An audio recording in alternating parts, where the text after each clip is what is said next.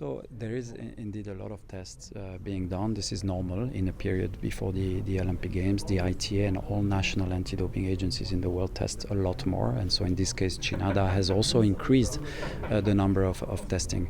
Now, of course, I think you mentioned the case of Chinese aquatics. As you know, there has been a number of reports in the past month alleging that there were some issues in Chinese aquatics, and so the international swimmers community have had also a number of discussions with the World Aquatics, and there's been a decision to try and give as much trust to the international athletes community that there is a good and solid follow-up on the Chinese delegation. So there is certainly been, and World Aquatics has also announced that there's been more tests done by the ITA and Chinada on these athletes.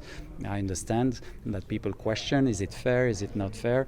I think before the Olympic Games it's important to give trust to everyone. So there's been more tests, but all swimmers and all athletes have had more tests than usual, and that's part of making sure that the games are clean. Yeah, we totally understand that's part of the game, but some say they have to get up really early, like 5 or 6 a.m., and they cannot focus on training and interfere with their normal life.